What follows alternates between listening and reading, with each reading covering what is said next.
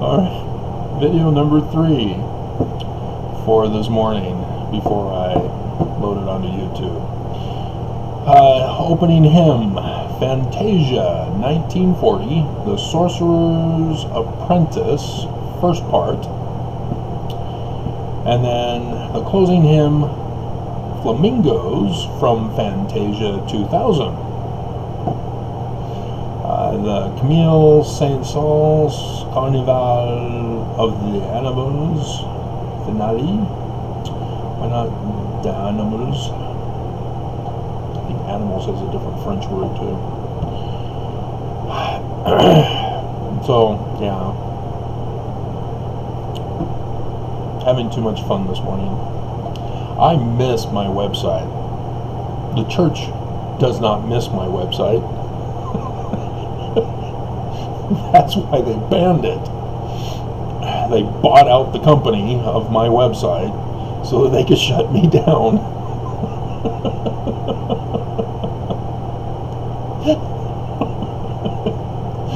My pictures were all over Google search and Bing search or whatever it's called.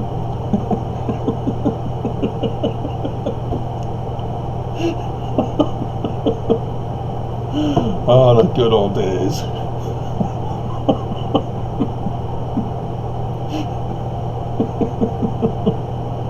And so, yeah, I'm busting up here with the thumbnail for the video. That's not the title of it. It's titled something else. Oh, yeah, the LDS Trojan Horse Church. Constantine.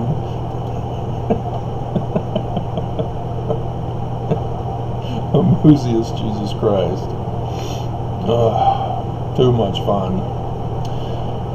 And so, yeah, let's teach you about Jewish mysticism and Knights Templar Code, and we'll get into examples from the Book of Mormon, church history, and the Doctrine and Covenants. So now I got to figure out a picture for this video. Yeah, we'll definitely use the Tree of Life. So with the with Jewish mysticism, we begin with the Tree of Life, and the Tree of Life consists of 10 nodes, as they call it. A node, seriously, you're making us click on it. And archetypes, symbolizing different archetypes. All it is characteristics. Let's not be complicated. It's wisdom. Let's bring it up. That's the Hebrew versions. Seriously? You're making me do my own picture of it?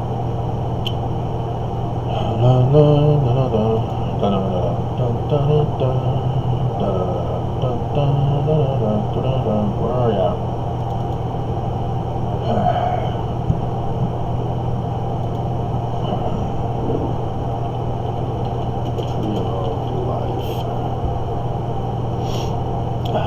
Oh man, nobody liked that video. The baby is just so cute. And so yeah, I had Joseph Smith at the bottom of the Tree of Life. Nobody cared.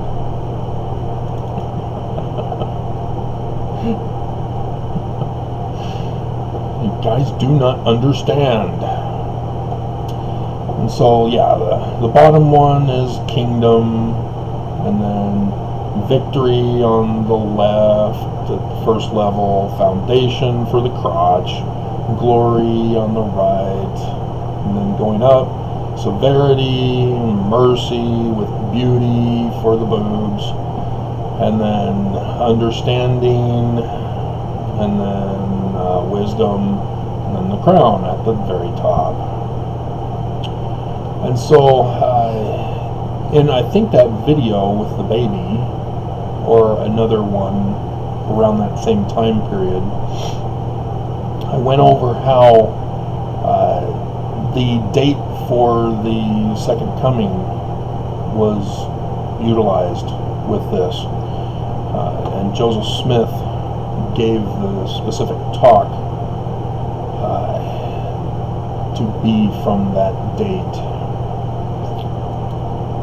for the second coming, or the latter days coming, because it's not the second coming, that's the Constantine Jesus. And let's see, 3 columns, blah blah blah blah blah blah blah blah blah blah blah. See, yeah, aspects of existence, God or the human psyche. And that's all the Tree of Life is. And we're going to go into the Book of Mormon later. And so these are also used as code words when you incorporate them in texts, like the Book of Mormon. It's supposed to signal that you're referring to the Tree of Life, and that a person needs to refer to the Tree of Life for the aspect of God, existence, and the human psyche. So that's how that works. You guys definitely know Gematria, as Revelation says the number of the beast is a human number, 666. I'm coming back. Or let's bring your daughter to the, well, yeah, it's 666. Iron Maiden. Should have done that one for the song, shouldn't I?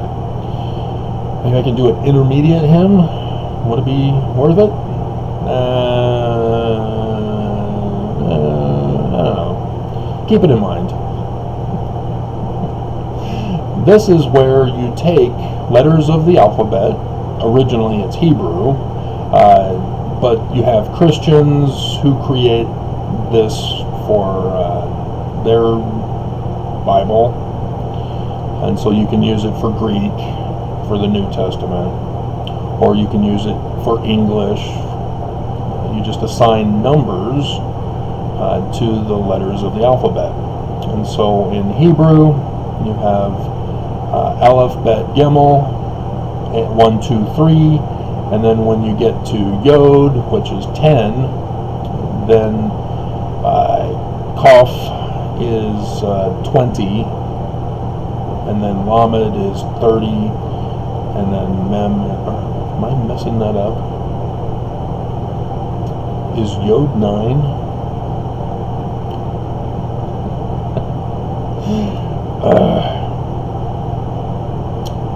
Psalm 116, or 119, sorry. 119.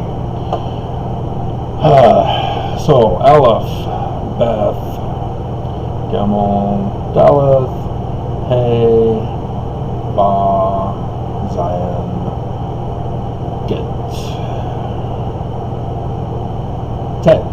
Yeah, Yod is 10. And so Mem is 40, not 30. Alright.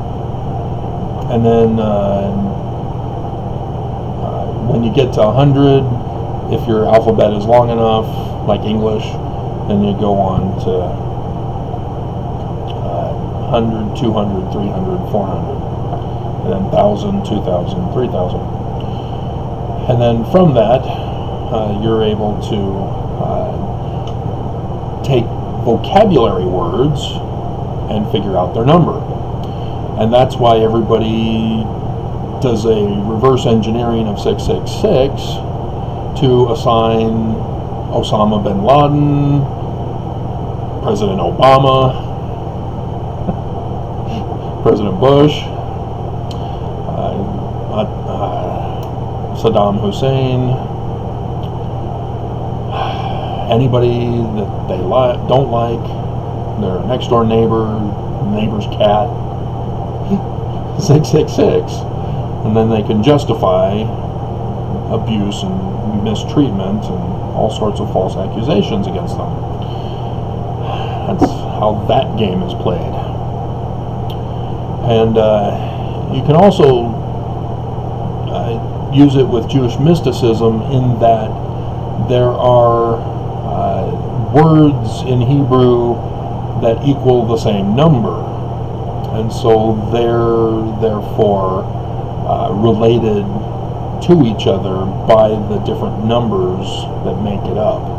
Each number has a meaning attachment to it. So 9, for example, is the word for salvation, or the meaning of salvation. And so Jesus, Yah, is Savior. And so it's supposed to trigger those kinds of code thinking in your brain with gematria. So that's how that one works. Then there's 2 others which you've most likely never heard of and you're confused of. Nokeraton first. Well, it's actually, Notericon. This is the method of deriving a word by using each of its initial or final letters to stand for another, to form a sentence or idea about the words. Another variation uses the first and last letters of the 2 middle letters of a word in order to form another word.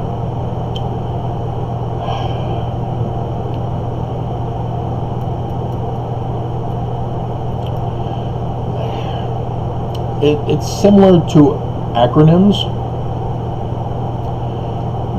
but there's a different twist in this.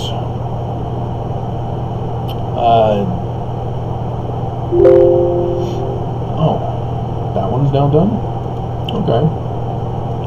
LDS Trojan Horse Church of Constantine Amusius Jesus is done.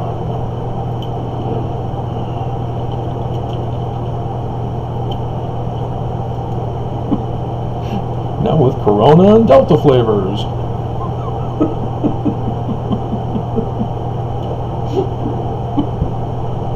Oh my goodness, I miss my website. Because the majority of the people who come to my videos search for the title, and I just happen to connect with them. Nobody comes to Travis Wayne Goodsell YouTube channel.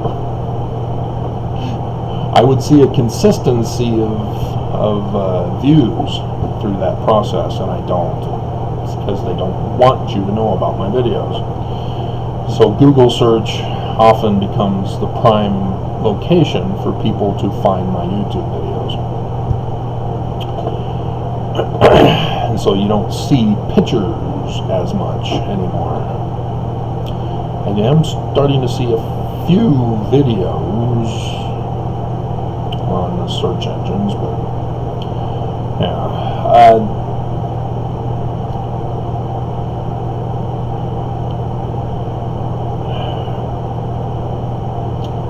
So what this is doing is taking the first and last letters, for the most part, and creating or combining them together for the word in Hebrew. It's not creating a word, they already have meaning in that. And so what they're doing here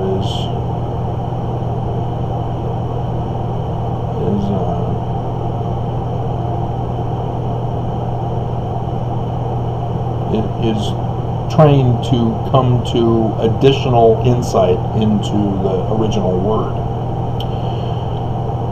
And this was utilized by me when I was, I've already deciphered Paleo-Hebrew, the script at this point, and now I needed to test the vocabulary. And learning Notarikon helped me with this for the particular theory test for the vocabulary. And what I did was the three-letter words, having devoweled Brown Driver Briggs, I took the first two, the main one, I had the three-letter word, then the first two letters, the last two letters, and then the first and last letters, which is Notarikon.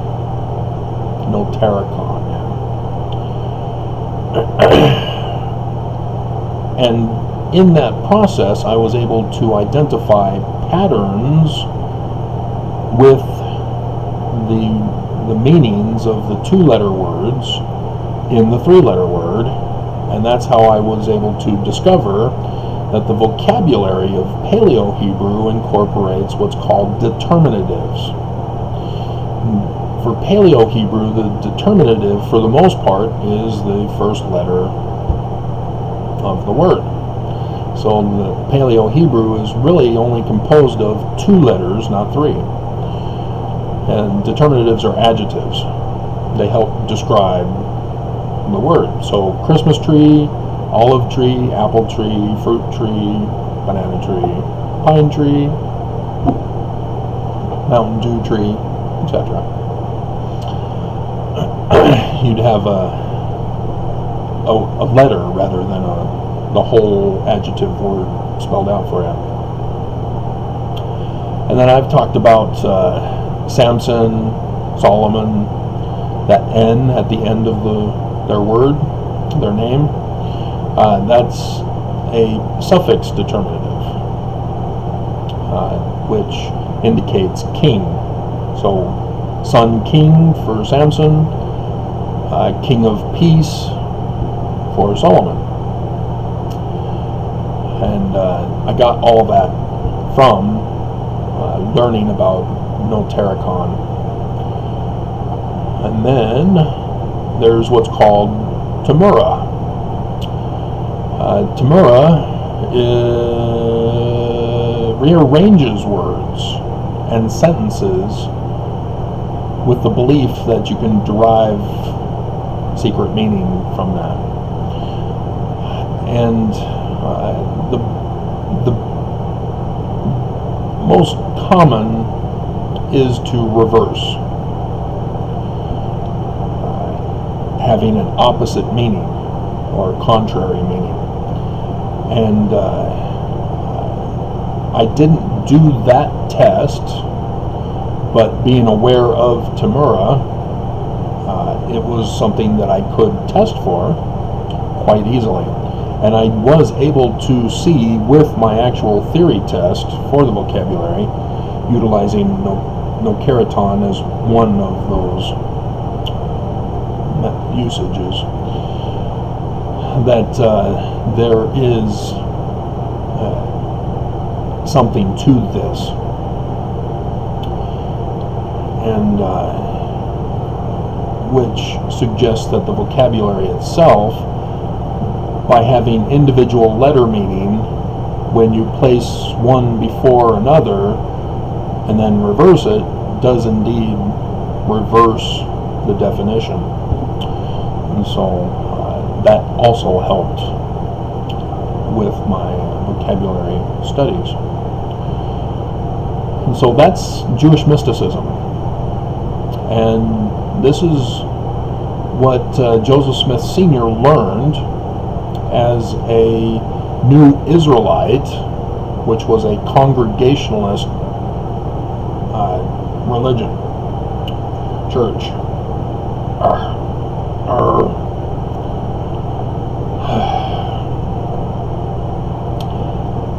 Will I need you guys anymore, or can I delete you from the screen? We'll delete you from the screen. Alright. And also with Jewish mysticism, is a knowledge of the stars. You know, Abraham, your seed shall be as numerous as the stars in the heavens. And there's mystical texts that create commentaries to explain passages from the Bible, Genesis mostly, to this extent. Lilith, for example, is the first wife of Adam through Jewish mysticism. She's identified in the Talmud, but she's not really explained until Jewish mysticism with the alphabet Ben Sira, and clearly identified as Adam's first wife. And that comes from the heaven and the earth being separated, and heaven being called night, or the darkness being called night. Night is the Hebrew word for Lila, and as earth is the word for Adam, Adama from Battlestar Galactica, and Adam, the soil, is the feminine version of the male version, Adam.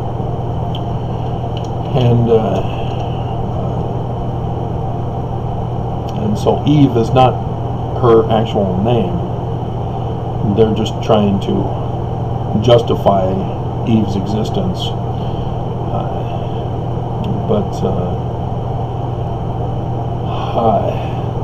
As the heaven, that's where all the signs in the heavens are talked about in Genesis chapter 1, for signs and for seasons. And you can identify dates for the future, or refer to the past dates of time on earth, even giving locations on earth, by describing a celestial conjunction in the heavens. And so that's why Fox 13 News Utah was able to announce that astronomers were letting people know in advance that there would be a total solar eclipse over America on the 21st of August 2017, way back on November 4th, 2016.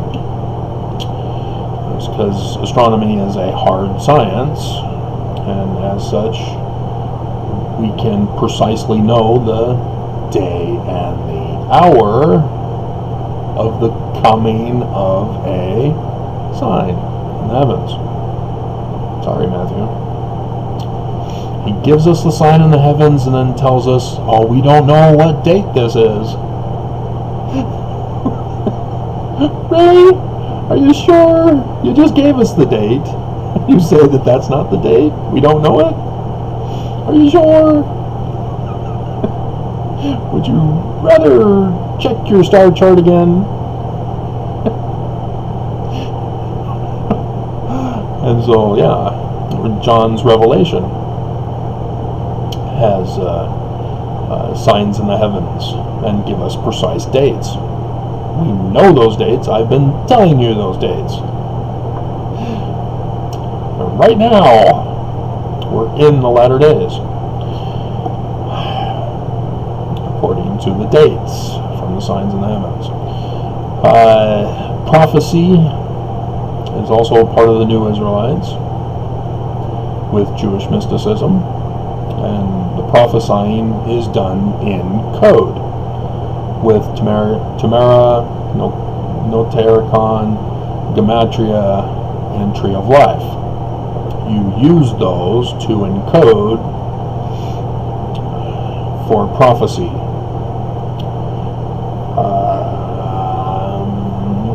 What else is involved with Jewish mysticism? I think that's about it.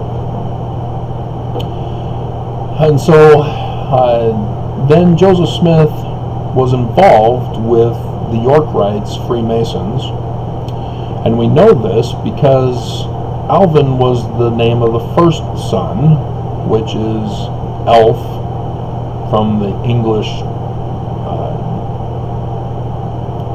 Druids. Is it a Druid thing or is it a Celtic thing? I think it's a Celtic thing. The Elf Lords. And Hiram is next.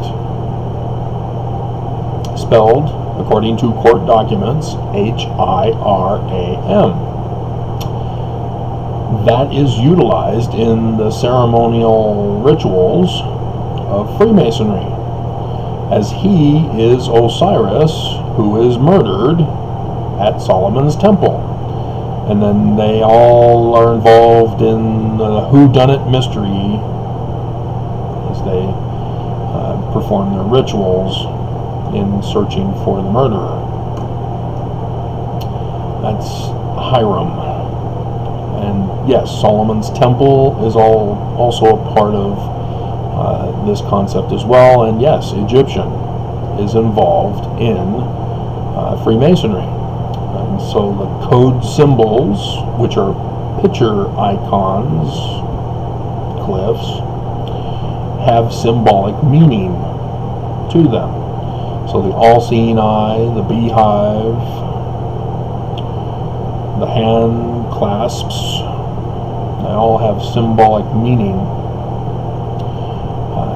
that tie in with Egyptian, but with a modern twist meaning. And as the York writes, their highest rank is the Knights Templar. And the Knights Templar are those involved with Friday the 13th. When the Catholic Pope, Catholic bishop, that's all he was a bishop. He wasn't an apostle. He definitely wasn't the vicar of God. Just a bishop. And he was kind of jealous of the wealth and the popularity of the Knights Templar. He wanted the attention. But of course he can't say, I want the attention. You need to give attention to God. That's how he did it. As he accused them of worshiping Egyptian deities and threw in Baphomet as part of that. And claimed that they weren't reading their Bible, they were reading Egyptian gold plates. And Friday the 13th happened, as he wanted to round them all up and Spanish Inquisition them to confess the true God, so that he then exerts his authority over the people instead. But there were some who escaped, made it to an island off of Sweden, Finland area, and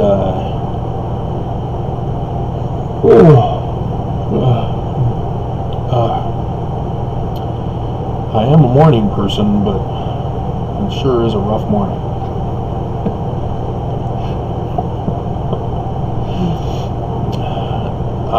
From there, they got Viking support with ships to come to America, because the Vikings had been coming to America for centuries. And they came to Kensington, Minnesota, right next to the Dakotas. Is that the right place that I'm thinking of? This is the right place.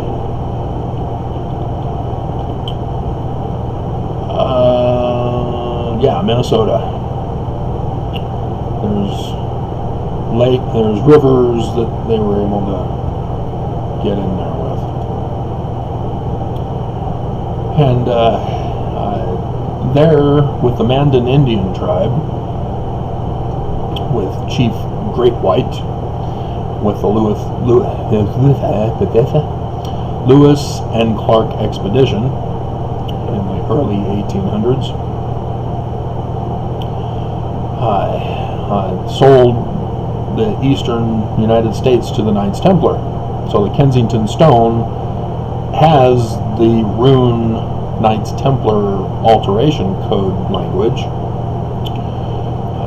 giving us the date of 1363, I think is the date.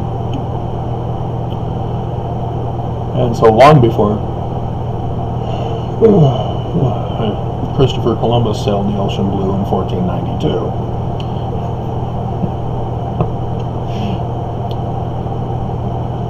So yeah, we knew the Earth wasn't flat.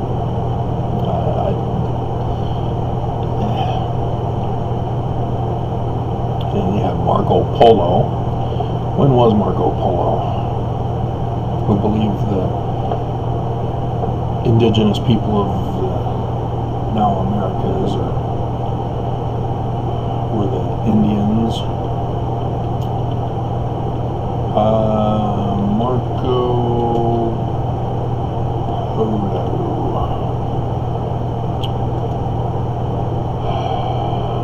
1271 to 1295. So yeah, Marco Polo was 1271 to 1295, and then 1363 is the Knights Templar, and then 1492 is Christopher Columbus. So it was in waves. So as much as the Thomas Magnum, the Tom Selleck version of Christopher Columbus is fun and enjoyable to watch. A lot of what we've been told about that whole story is not accurate.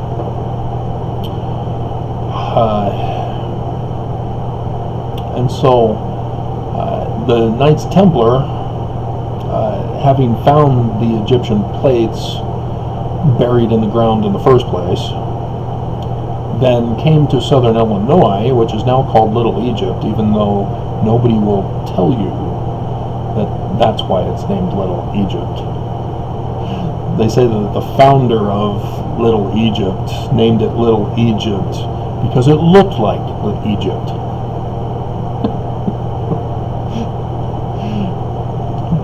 Yeah, the Knights Templar came there, having purchased the land, and came to southern Illinois, where there are a bunch of cave systems in those hills. And legend has it that they buried the Egyptian gold plates in those caves. As some people think they've found some of those records, but it's not in the form of the stylized Egyptian. It looks like, somebody trying to imitate it, but not doing a very good job. And so thus some people think it's fake. But that's how they were. They were purposely deceptive with their coding because they don't want people to easily know what their communications were. As the case in point, there's a well, is it Nova Scotia, that is known to have built by them. It's in the 1400s when that was built. And people went down once to see what was in there, and they got to a certain level and they found a message that said below this point is treasure, is the treasure. So they proceeded to continue to go down, and it was booby trapped and it flooded the well. So this is what the Knights Templar are known for, and booby traps to keep you from finding the secret that they have, and coding and all that. And so Joseph Smith Sr., was a Master Mason of the Canandaigua Lodge in 1818. And he also knows Jewish mysticism. So he knows all about the Knights Templar. He knows all about the Freemason coding of the Knights Templar with the Freemasonry of Hiram as Osiris, who was murdered, and the restoration through Horus, the latter-day Moses, restoring the kingdom of David, 18th dynasty, David, Moses's Temple of Solomon. And so, knowing all this now, we now can decode anything that's coded with Jewish mysticism and with York Rites, Knights Templar, Freemasonry, simply by knowing it. We now can decode. It's like learning English. You learn the alphabet, hey, you can now put letters together and you can encode sentences with words that have meaning. So I've now given you the key code to identifying it. So let's start with church history. I don't need to refer to the scriptures for this one. Being born and raised Mormon, it just comes naturally to us. The first vision in 1838, Joseph Smith said that in 1820 they were now at the farm in Manchester. Joseph Sr. had been a Master Mason for 2 years now, and says that two personages appeared to him in a pillar of light standing above him in the air, and the one said that the other is his son. They are not named. They're just called personages. And the son personage says that Jesus Christ of the Gospels is a fraud.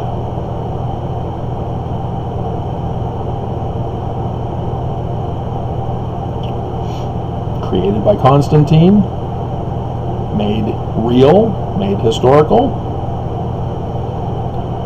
made not real by being supernatural.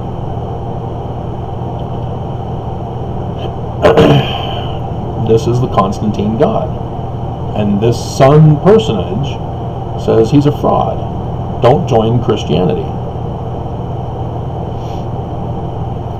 And then talks about the end of the world, the latter days.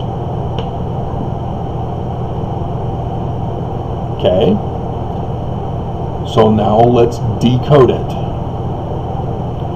You have a father and son, tree of life,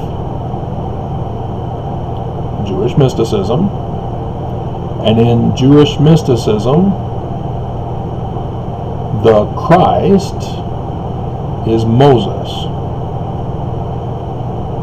He's the father of Judaism. He's a Christ. He's a mortal man, mortal parents, not a supernatural homoousios.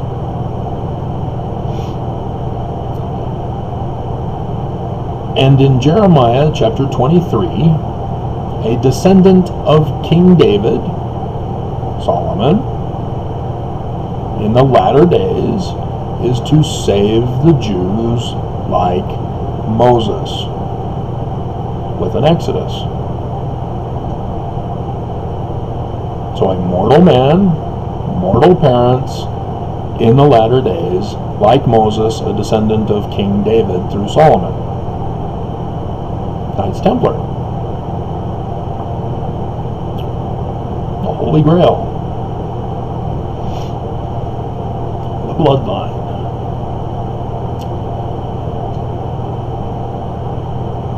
And talking to Joseph Smith about this. So what does Joseph do? He starts an organization restoring the kingdom of David for the latter days. He's the Christ.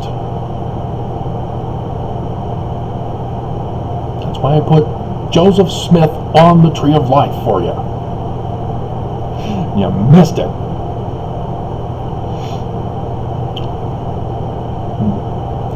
Now let's go to Nephi giving Egyptian gold plates buried in the ground to Joseph Smith. Bingo! Knights Templar again. And it involves Jewish mysticism of a Christ to restore, as Nephi is telling Joseph Smith about prophecies of the latter days from Scripture. The Christ. Here you go. You now are in charge of the Holy Grail. You chose wisely. From Indiana Jones and the Last Crusade, with Sean Connery as his father.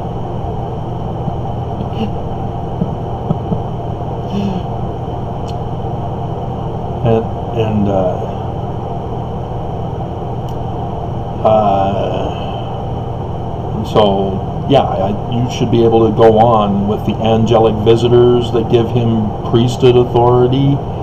Who's the name of the Mormon god of Joseph Smith? Amun, son Amun, the son with the goose. I gave it to you in that video.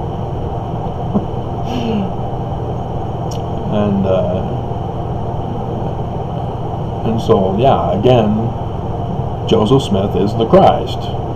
But he knew he was going to be assassinated, and that there would need be a future man like Joseph Smith, man like Moses, descendant of King David through Solomon, to restore the church that Joseph Smith tried to restore. Because he knew the church would be the great and abominable. Book of Mormon. Let's go to the Book of Mormon now. In the Book of Mormon, right at the very beginning, whoops, bunch of stuff. In 1 Nephi, Nephi, the guy who came to Joseph Smith, not Moroni. Having been born of goodly parents, therefore I was taught somewhat in the learning of my father.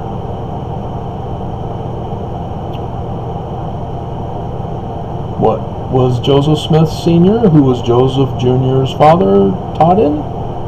Jewish mysticism and York Rites, Knights Templar, Freemasonry. Coding.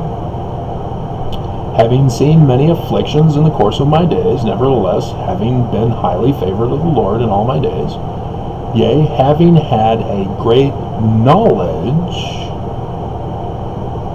Tree of Life, of the goodness, Tree of Life, and the mysteries of God, Kabbalah. Mysteries of God refer to temple initiations. When you're initiated into a fraternity, well, this is for temples. It's called mysterios, because a mysterion is the temple initiate. And so the mysteries refer to the temple initiation rites that one goes through to become a member, generally speaking. Therefore, I make a record of my proceedings in my days. And so we got to go back to history. Well, we can do that with the Doctrine and Covenants. We'll do that with the Doctrine and Covenants. Section 10 and 3. 3 and 10. And we'll throw in 1 again for you. And we can throw in section 85 and section 103. But we're already at 45 minutes. This is the long one for the day. So verse 2. Yea, I make a record in the language of my father, Joseph Smith Sr., which consists of Jewish mysticism and York Rites, Knights Templar, Freemasonry. Ta-da! Learning of the Jews, language of the Egyptians. And I know that my record which I make is true. And I make it with my own hand. Not quite. Not quite. But this is significant because other stuff that's involved with church history. And I hope I remember to say it. It has to do with Joseph Smith looking into a rock buried under the ground of his hat.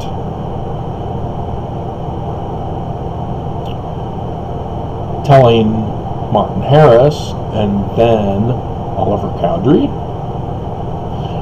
what to write. They become scribes for Joseph Smith. And if I don't get to it, if I forget for some reason, the Bible, written by a Jew, but not written by a Jew, by the voice of a Jew.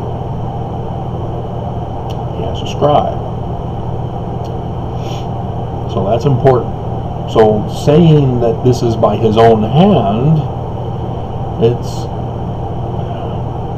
I will get to it in section 3 and 10 with the Doctrine and Covenants, with church history, but yeah, this is Joseph Sr. Junior! This is after losing the 116 pages. This is what we now have. And so he's writing it as if it's his son Junior, but it's Senior who's writing this. Junior's been banished from the kingdom and is way over in the place that's no longer called Harmony, but Joseph Smith in 1838 says it's still called Harmony. No. You're again trying to distract us from the error that was caused so that people can not be aware of what happened. Trying to distance themselves from the whole incident. Okay, so verse 4. We already know this isn't history. It's code with Jewish mysticism and York Rites, Knights Templar, Freemasonry. For it came to pass in the commencement of the first year of the reign of Zedekiah, king of Judah. There needs to be some information here that if you have never heard of this guy and you think that he's just a fake because the book is fake, you're missing out. He comes from actual history. In 597 BCE, Babylon conquered Jerusalem and replaced the king of Judah on Jerusalem's throne with Zedekiah. Zedekiah is a puppet king. He was not duly elected or duly born in the covenant, as was the condition of kings back in those days. And that needs to be understood, because Babylon came back because Zedekiah refused to give tribute to Babylon. Hey, we're gone another year without tribute from Jerusalem. Well, you go tell them. Make them an offer they can't refuse. And so, yeah, they came back 11 years later and destroyed Jerusalem. Not just conquered it. Tore down the walls. And took captives of the rich back into Ur of Babylon. So that's now an anachronism for Abraham coming from Ur of Babylon. No, didn't exist then.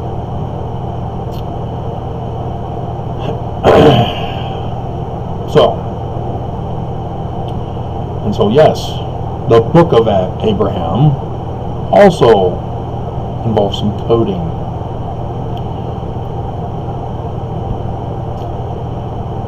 Oh, God. My father, Lehi. Lehi is Hebrew for jawbone. Nephi is in Maccabees. Is it 2nd Maccabees 16? Or is it 1st Maccabees 16? It's one of the Maccabees in 16. I think it's 16. Or am I wrong on that too? It's in the Apocrypha. Why don't we have the Apocrypha? Joseph Smith set aside a whole section in the Doctrine and Covenants saying the Apocrypha is good to go, don't need to revise it. Where is it? Why don't we have it?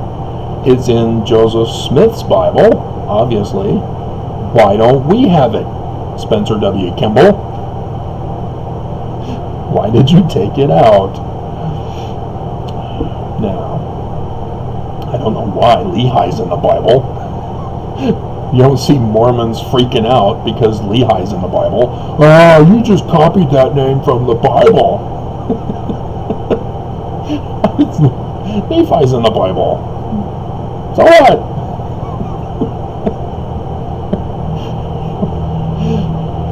So, having dwelt at Jerusalem in all his days. And this is important because he comes from Manasseh, as we find out after they get the Egyptian brass plates.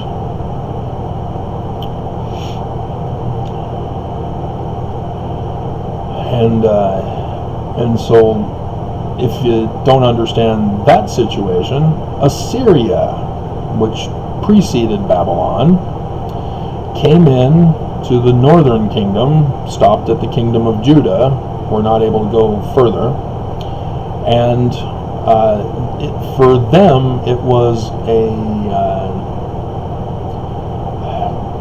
deposition. Is that the word I'm thinking of? Deposed. It's where you're deposed. You're removed from the land and you're placed in Assyria. And then Assyrians were put in the northern kingdom. They became the Samaritans, which is why the Jews don't like them, is because they're not real Israelites. You know, they're Assyrians who interbred with the poor who did not go with the Assyrians into Assyria. So there's some history there. All of that needs to be understood in order to fully understand the coding of Jewish mysticism and Knights Templar, York Rites, Freemasonry. Because the Knights Templar have the murder, and then the son has a descendant who restores the kingdom. Here you have the destruction of Jerusalem. It needs to be rebuilt. So there's Knights Templar influencing here. And in that same year came many prophets. So we're back to Jewish mysticism with the new Israelites, prophesying of the latter days and the coming destruction, prophesying unto the people that they must repent, or the great city Jerusalem must be destroyed. So yes, it's America. Wherefore it came to pass that my father Lehi, as he went forth, prayed unto the Lord, yea, even with all his heart, in behalf of the people. And so Lehi, one of those prophets of the time period. And so it's setting up Joseph Smith Sr. as the one who's giving this book, as we get to, that talks about the destruction. So he comes home, he's tired, he gets to sleep and dream like I wanna. And there came a pillar of fire, fire is light, dwelt upon a rock and a hat that was before him. You see all of this Knights Templar symbolism, Jewish Freemasonry, or Knights mysticism and Jewish Templar Freemasonry. Being overcome, let's see, yeah. And so now he has a dream after this vision. Being thus overcome with the Spirit, he was carried away in a vision. Vision and dream are interchangeable. Even that he saw the heavens opened. That is code words for sign in the heavens. And so he sees God sitting upon his throne. That's a sign in the heavens. That's not actual God, not actual throne.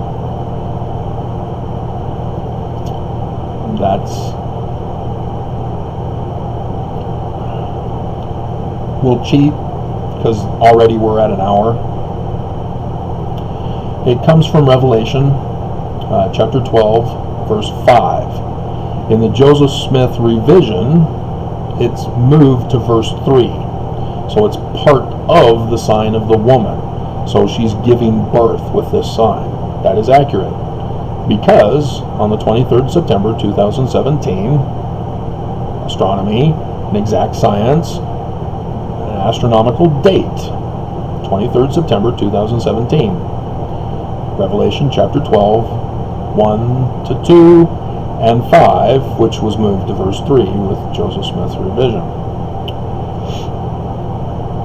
That is the Father, God is the Father of Jupiter, who is the Son who is born, the Christ, the mortal Christ on earth with mortal parents, descendant of King David. Government shall be upon his shoulders, and he shall be called Wonderful Counselor, the Mighty God, the Everlasting Father, the Prince of Peace, rather than Samson, or Solomon, who is the King of Peace.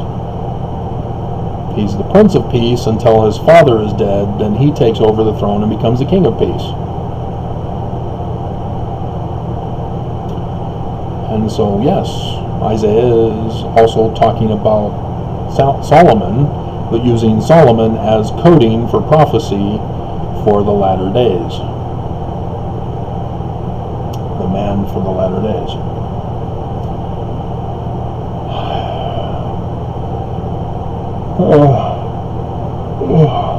And the throne is Ophiuchus. So on the 23rd of September 2017, Saturn, the father of Jupiter, is in Ophiuchus, the throne of God, sitting on the throne, surrounded with numerous concourses of angels. Yeah, stars are numerous, gabellions. Let's see. And it came to pass that he saw one descending. Does he say Jesus? No. Jesus was created by Constantine as a real person who's not real. A historical character. This is that personage. And we find out it's the Son personage. See, the Father is on the throne. Son personage is now the one descending out of the midst of heaven. That is Revelation chapter 19, verses 11 and 17. 8 April 2024. So when we get to 3 Nephi chapter 8, one descends out of heaven. He's called Jesus Christ. Code. And he's like the sun at noonday. The sun at noonday is, as Isaiah calls him, the god Amen, Emmanuel, the Egyptian god, the sun at noonday. And then 12 others following him. See, they're using code. If you're going to not know about Jewish mysticism and about Knights Templar and the York Rites, you're going to assume, that's Jesus and the 12 apostles from the Gospels. They're real. No, you've missed the code. And their brightness did exceed that of stars in heaven. And so, another thing to know about 23rd September 2017 is that Leo the lion is the crown on the Virgin's head. The symbol of Judah, lion's whelp, in his patriarchal blessing. It only has 9 stars to designate it. Thus, we know the 3 additional stars because there are only 5 visible stars. And we already have Jupiter, he's the Messiah, who was born of the Virgin. And then we have God, which is Saturn. So the other 3 are Mercury, Venus, and Mars. They get added in Leo. And we know to refer to Revelation because the Book of Mormon tells us so. Nephi, when he's having his Tree of Life dream, sees the condescension of God, born of the Virgin, is told that in the latter day, there would be a book written by an apostle of the Lamb, whose name is John, the Book of Revelation. And so what we just got here by Joseph Smith Sr. with his Jewish mystical coding of signs in the heavens, prophecies, star charts, astronomical dates, is the date for the latter days, 23rd September 2017 to 8 April 2024. Right here in the beginning of the Book of Mormon. As I just went over with you, it's code. He even tells us it's code. And so then he's given a book by Son Amen and says Jerusalem's going to be destroyed. It's America.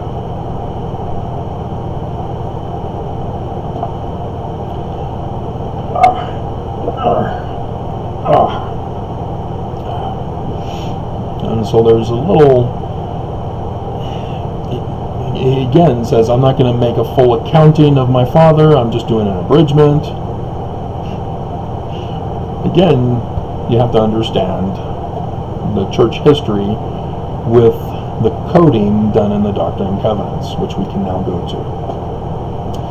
So that should help you out with decoding the Book of Mormon. So when you get to the Jacob saying, brethren adieu, well, it's not Jacob. It's the good guy usurper. That's William Morgan. And so he's talking about my brethren of the Freemasonry. And saying that he's got to go. Yeah, Joseph Smith Sr. helped him flee the country and then took over the responsibility of publishing the Book of Mormon.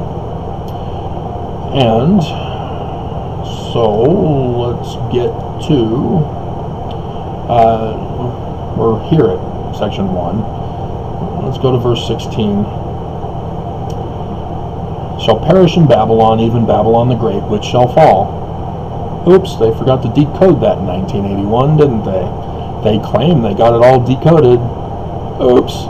Nope. Yeah, Babylon has to do with the great and abominable church. John calls it Babylon the whore. Book of Mormon says, yeah, Babylon the whore, great and abominable church. Refers to Isaiah, as Isaiah says, yeah, how art thou fallen from heaven, O inverted pentagram of Lucifer, the Illuminati. Code, remember? John C. Bennett formed his own Illuminati because the Danites betrayed him. I thought we were friends. Joseph Smith excommunicated me. I need you now. I'll form my own Illuminati then. Yeah, so no wonder Brigham Young puts the Illuminati symbol on the Nauvoo Temple and dedicates it on the anniversary of the Illuminati.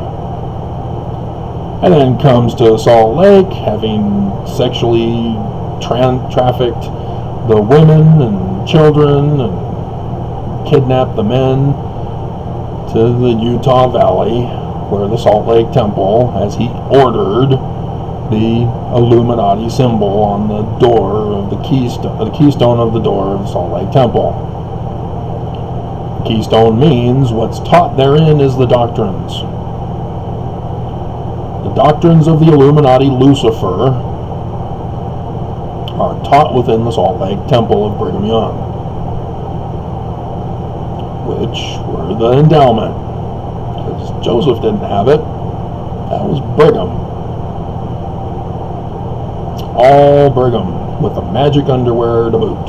So refer to Helaman, chapter 6, right around the 20s. Secret signs. And when one such member of the organization reveals to the world the secret signs and the secret words, yeah, they want him assassinated. Sure enough. If only I had read my Book of Mormon, I would have stayed a submissive servant to the church in fear and trembling. Yeah. So, yeah, it's the Church of Jesus Christ of Latter-day Saints, not the Church of Christ, as the other video I did of the 3 here for you. So let's go to section 3. This is the very first section. And it's in July 1828. No specific date. They're just assuming it's July. This is the person who did this was Bruce R. McConkie. He did all the chapter headings for all the scriptures, and then for the Doctrine and Covenants, he even summarized the verses in this, and put the history of the church reference, which is no longer published by the church because of the Joseph Smith papers. And so I don't understand why they're not, or are they, for 2024, to do away with church history, because it's causing too many problems. Some guy named Travis has decoded everything and is frustrating our plans. The works and designs and purposes of God cannot be frustrated. Lucifer, yeah, he can be frustrated. He's pissed. He wants me dead. Silenced. Stop putting pictures on your website. It's making us look bad.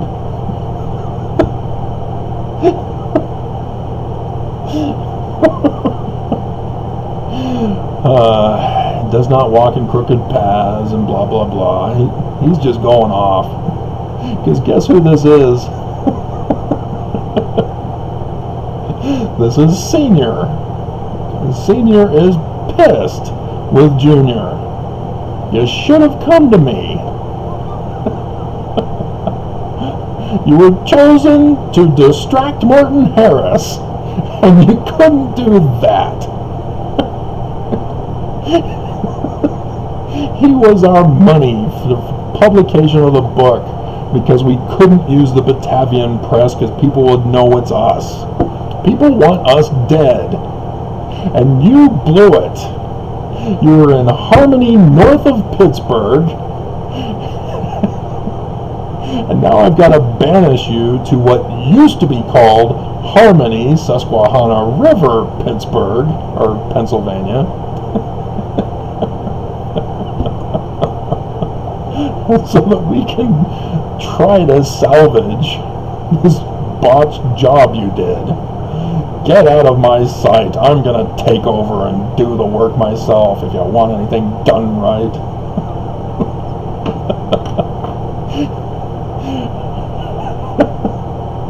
And so, yeah, if you're not aware, thou wilt fall. Joseph really botched this. The 116 pages were more crucial, and Joseph Jr. blew it. And so, yeah, you can see. You gave that which was sacred into the hands of a wicked man. Notice, not the wife. Notice. Who says it was the wife to blame? Oh yeah, the Bergamite group of the Illuminati. Who keep blaming Joseph Smith for committing all sorts of crimes that they then justify doing. Oh yeah, Joseph committed that crime in secret. We're now doing it in open. We're the true church. Joseph was too weak. He was a snowflake. He was a sucker and a loser. Took a man like Brigham Young.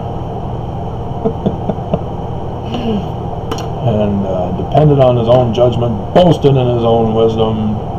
Yeah, he's pissed. And so, here's something very important that we get from this. Knowing how to decode. In verse 16.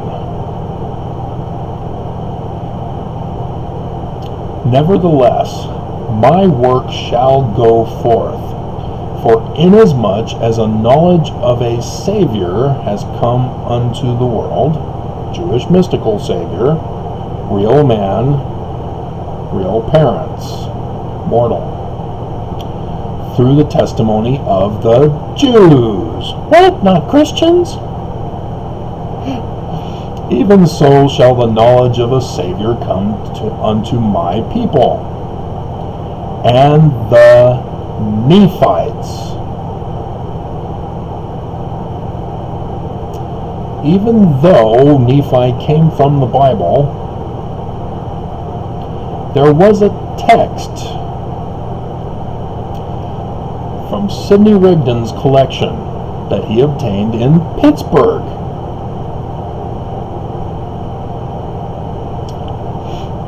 Remember, Harmony north of Pittsburgh, which was halfway between Manchester Farm and Ohio, where Sidney Rigdon moved.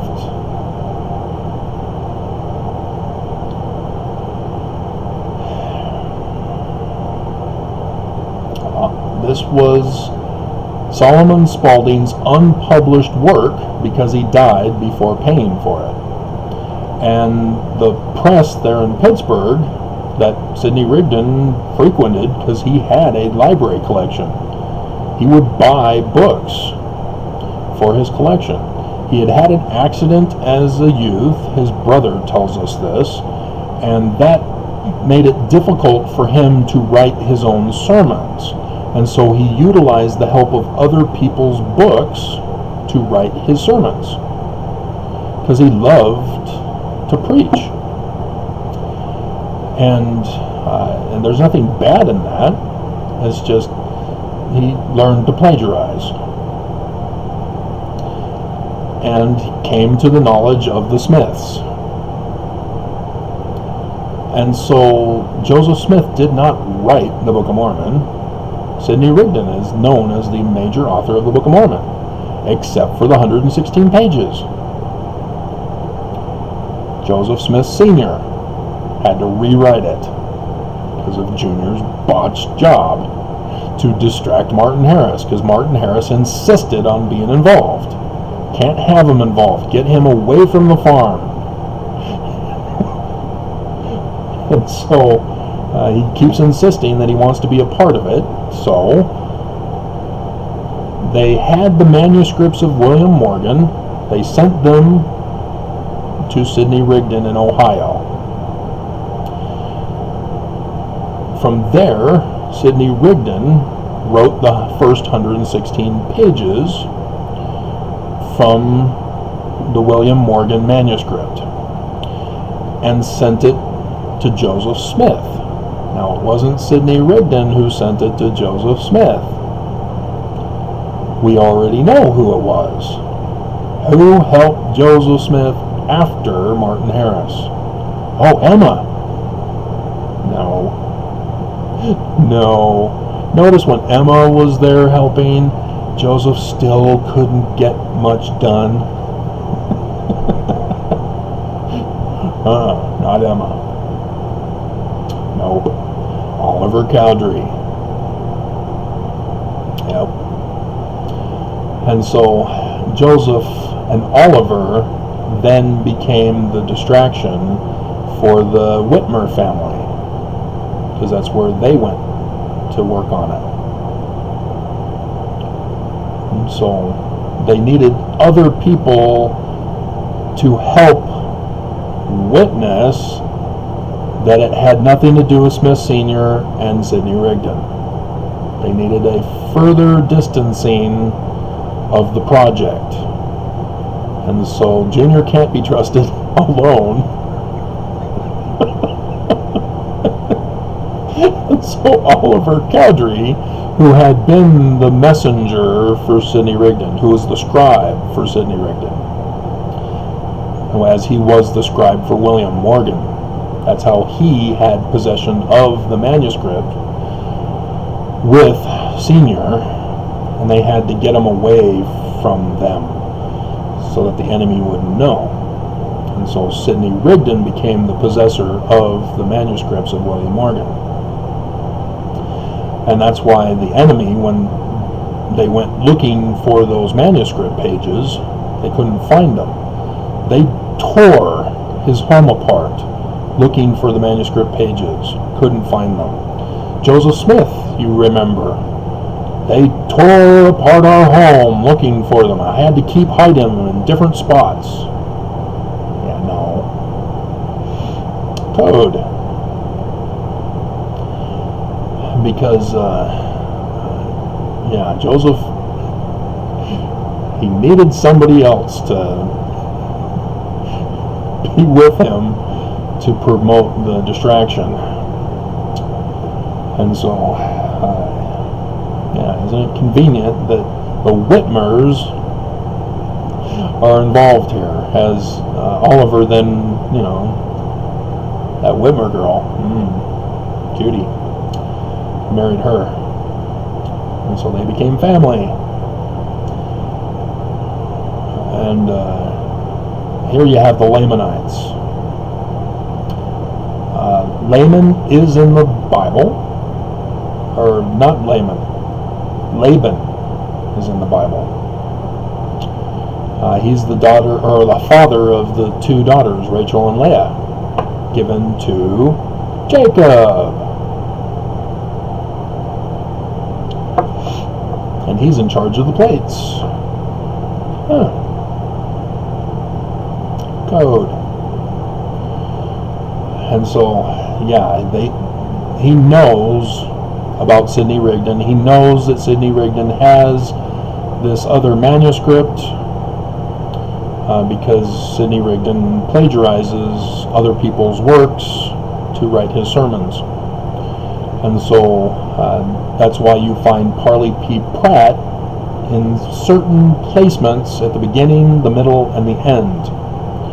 Because who brought Sidney Rigdon to the church? Parley P. Pratt?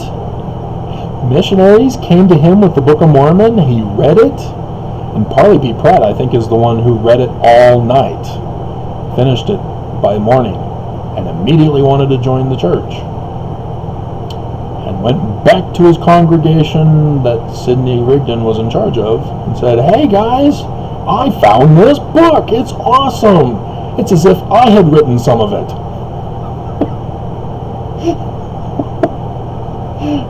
And yeah, he went to his congregation because Sidney Rigdon is the major author. He recognized it. So he was a member of Sidney Rigdon's congregation because he enjoyed Sidney Rigdon's work. Ta-da. And the fact we know that he did not know this and was not a part of writing the Book of Mormon is that he joined Brigham Young after Joseph Smith was assassinated. Sidney Rigdon did not. Sidney Rigdon kept the name of the church. Brigham Young did not. And so that's also how you know those who did not know of the actual origins of the church in the Book of Mormon. So Martin Harris, who did he go with? Brigham Young. They were successful in keeping him out of the picture, despite that close call. However, when you go to Heber C. Kimball under Masonry in Wikipedia, you realize, no, they were discovered. And the Illuminati infiltrated their group, rose up into positions of power and influence, took over leadership, and then had Joseph assassinated because they couldn't keep him locked up in jail. And then took over his church, changing it to the Illuminati version, of whom Albert Pike then wrote a letter to Giuseppe Mazzini that that's the organization that would dominate in the New World Order. So isn't that great? There you got exclusive information from me. Albert Pike was talking about Brigham Young's organization.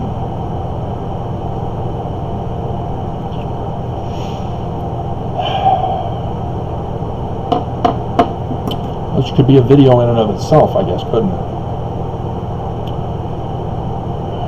And here we are, 1 hour and 23 minutes in, and I'm hearing crickets. As I'm wanting to go back to bed anyway, and I can't. And so, yeah. So chapter, section 10, verse chapter, section 10, is a senior finally figuring out how to fix this. And it's still in July of 1828. Instead, they say, oh, it's the summer. Sometime in the summer. Yeah, immediately after. Because he's got to get this book published. He can't go to Batavian Press because people are looking. And so the Batavian Press published their own work, which was not the work of William Morgan, even though they had paid in advance to have him publish, to get it done, having Oliver Cowdery as a scribe to help him with the process, and to transfer the manuscript pages into copper plates for the print press. And which knowledge of forging copper into plates came from the New Israelites when Justice Winchell joined the organization and taught them how to forge. Joseph Sr. was also in that with William Cowdery, the father of Oliver. And so the rod of Aaron, which is now the gift of Aaron, the gift of God, is where that comes from as well. So that's now decoded. And so here we go with more coding here. Now behold, I say unto you that because you delivered up those writings, which you had power given unto you to translate, code, by means of the Urim and Thummim, code, the same rock in a hat, or rocks technically, in a hat, that he got arrested for on the 20th of March, 1826. That Urim and Thummim, of which he was told, don't touch them, don't take them out, until 1827. I need to remember that. As Joseph Smith used the tree of life with as I did the math for you in that previous video, way back in the day, with possibly the one with the baby on it. Also, the 4 generations. You have 2023 when Nephi first comes to him. Then you have 2024, 25, 26, and then 27 he gets it. 5 generations. How many generations is it from Joseph Smith to my generation? As I'm the age of that supposed Christ, who's to restore the church. John Solomon Fulmer is my 3rd great-grandfather, who was with Joseph Smith in Carthage jail, and because it had been passed down through our family, the knowledge that he gave Joseph his pistol, when I finally went back to that and realized what the church was claiming on that, I went, no. Joseph had a pistol, and he shot at the mob and chased them out. Well, if they weren't in the jail, who shot and murdered Hiram?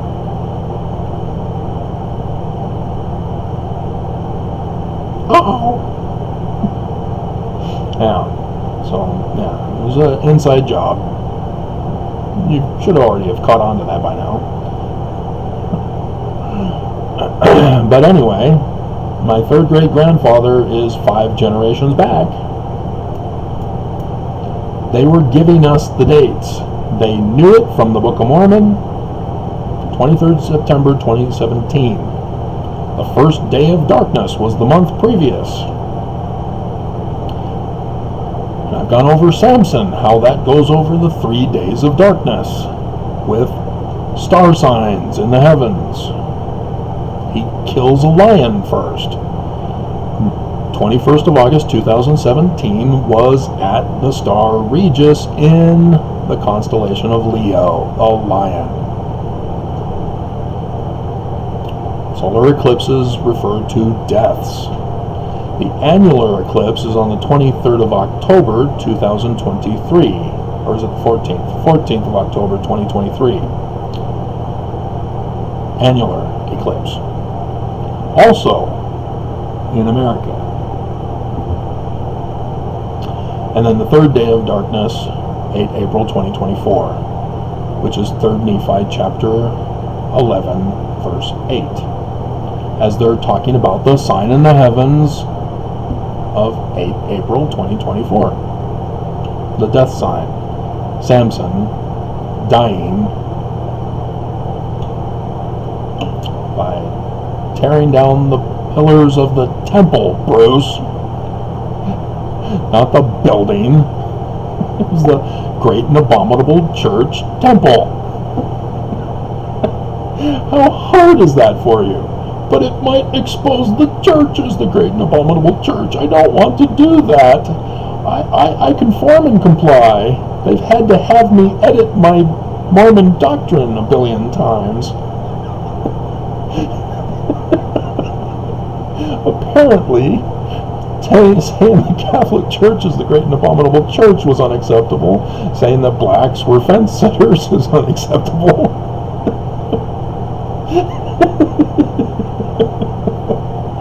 So I just conform and comply to whatever they tell me.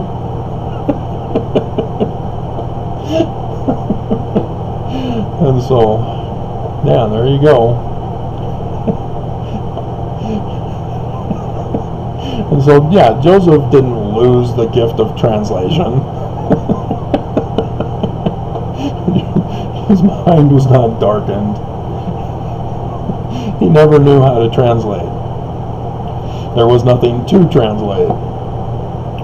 And so, not until 1835, when they get the Egyptian papyri, does Joseph Smith say, you know what, I want to learn Hebrew and Greek and all languages. And so then he has the one guy go to New York to purchase some lexicons and some dictionaries and Hebrew and Greek. And then they try to get a teacher for biblical Hebrew. He bails on them, so they get Rabbi Sykes, who had just recently published, I guess it was 1828, somewhere around there, published his biblical Hebrew grammar book, from where we get Rocky Yang, from facsimile number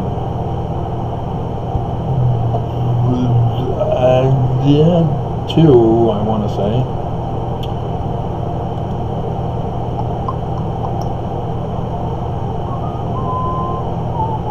Nope. Figure 1, or facsimile number 1, figure 12.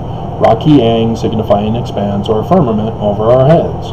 It's Rakia in the biblical Hebrew text.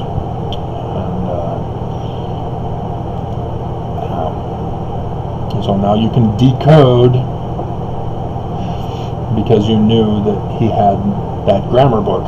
So you can get that grammar book to figure out what Hebrew he was doing in the Egyptian facsimiles. So he did become a translator, but he had to go through the same process every mortal man does, and has to study, go to school for it.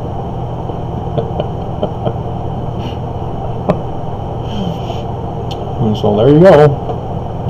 That's your introduction to decoding church history and the Book of Mormon and the Doctrine and Covenants.